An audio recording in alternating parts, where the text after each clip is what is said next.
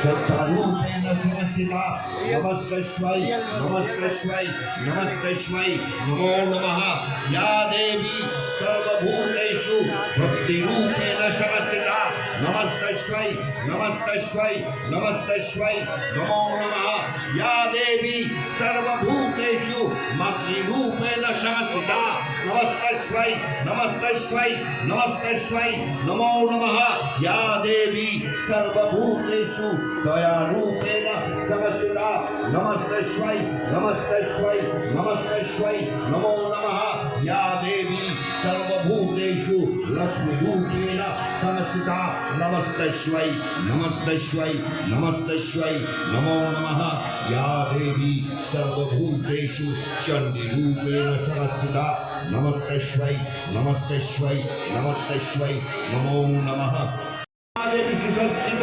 মহিষমর্দিনী অখিল মানব কণ্ঠে ধ্বনিত পুষ্পাঞ্জলি স্তোত্র বন্দনা। মা দুর্গা চলে আসছে সব মণ্ডপে মণ্ডপে।